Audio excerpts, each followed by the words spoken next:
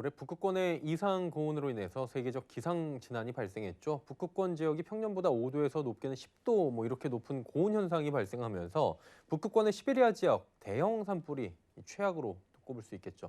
그리고 우리나라의 경우에는 여름철 최장의 장마기관 또 강수량을 기록한 것도 결국에는 북극권 고온 현상 때문이었다고 합니다. 북극권의 이상 고온 현상 당연히 북극해의 빙하를 녹이겠죠. 그런데 기후변화로 인해 빠르게 빙하가 녹으면서 북극해의 경제적 가치는 높아지고 있다고 합니다.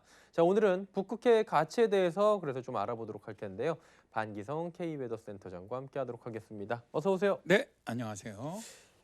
지난번에도 살짝 깊진 않고 살짝 다뤘던 것 같은데 오늘은 조금 구체적으로 다루겠네요. 북극권의 이상 고온으로 빙하 많이 녹았다는 얘기 들려요. 어떻습니까? 네, 그렇습니다.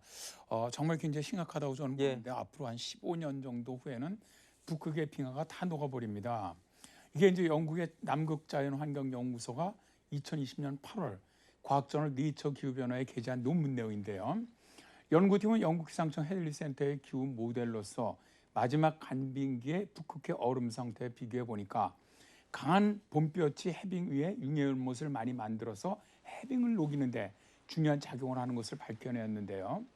영국의 기상청 헤들리 센터 모델은 해빙 또 융해 연못 등까지 고려하면서 기후 변화를 예측할 수 있는 아주 최첨단 모델입니다. 이런 정말 장기 예측도 심각하지만 정말 엄청난 것은 올 여름에 굉장히 중요한 것은 고온 현상으로 해서 많은 얼음이 녹았다는 겁니다. 그렇죠. 10월 중순 현재 북극권 얼음이 남아있는 양은 한 500만 제곱킬로미터 정도 돼요. 그러니까 너무 많이 녹아서 굉장히 작년에 심각하다 그랬거든요. 예. 그런데 작년보다 오히려 10% 이상 더 녹았습니다.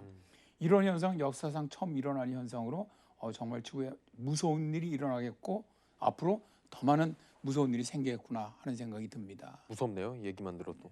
근데 북극 빙하가 녹으면 아이러니하게도 경제적 가치는 높아진다라고 하는데 이건 무슨 얘기입니까? 일단 가장 중요한 거는 이제 북극해 아래 묻혀 있는 자연자원이 이제 가장 큰데 오늘은 이제 그건 얘기 안 할 겁니다. 예. 다음번에 말씀드리고 네네. 오늘은 이제 북극 빙하가 녹으면서 생기는 북극 항로의 경제적 가치에 어, 대해서 말씀드리겠습니다. 예. 현재 같은 경우는 여름철에만 일부 북극권 지역으로 항해가 가능하죠. 근데 현재 예상처럼 2035년경에 북극권 빙하가 다 녹는다고 한다면 세계 물리혁명이 가능하다고 봅니다. 북극 항로가 개설된다면 아시아에서 유럽까지의 운항 거리가 수에즈 운하를 경유하는 것보다 약 40% 정도 짧아져요. 그러니까 이게 세계 항공업계가 막 흥분하는 것이죠. 왜냐하면 북극 항로로 가게 되면 수에즈 운하라든가 파나마 운하 또 파이프라인, 항공 운송 등의 물동 수위를 흡수하거나 대하차할 수 있기 때문인데요. 예.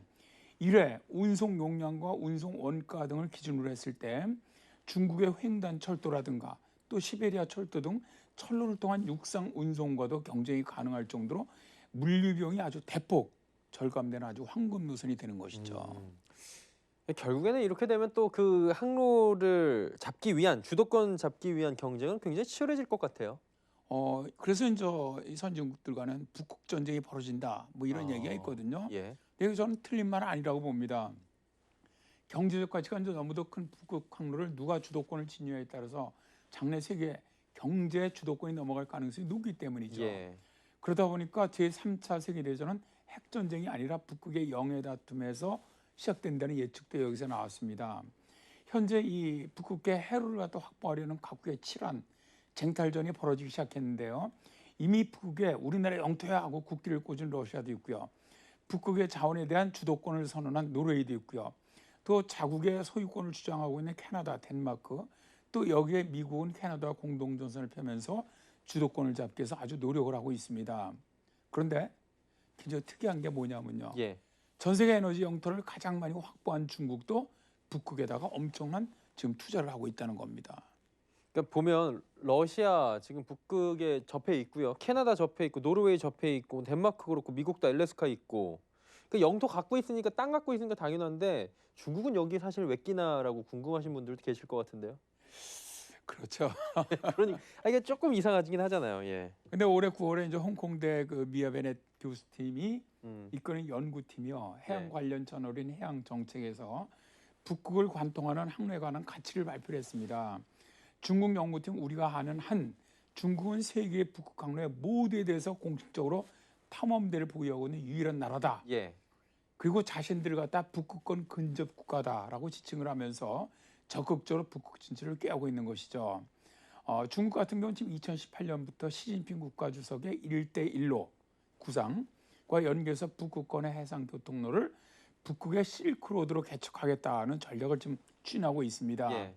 이에 대해서 이제 미국은 북극권 근접 국가라는 게 어디 있느냐, 그러면서 북극의 진출권 진출 의도를 아주 차단하려고 지금 하고 있죠. 마이크 폼페이오 미국 국무장관이 2019년 5월 핀란드에서 열린 제17차 북극 이사회 강요회의 연설에서 중국과 러시아의 북극권에서의 공격적인 행동을 견제하겠다, 이런 의지를 밝히기도 했는데요.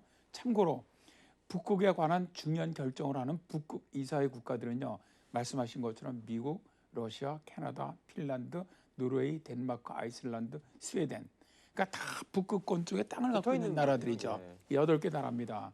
그리고 중국, 인도, 한국, 싱가포르, 이탈리아, 일본 등은 업저버 국가로 현재는 참여하고 있습니다. 예.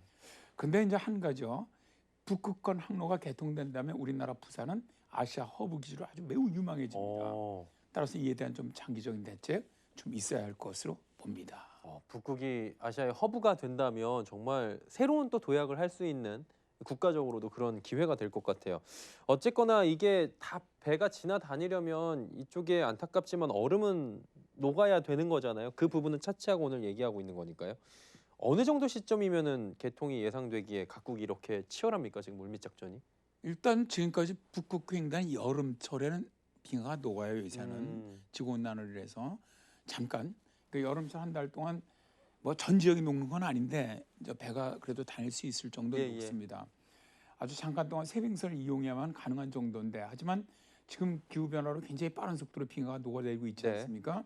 그러다 보니까 얼마 가지 않아서 북극해가 정상적인 항로로 사용될 수 있을 것이다.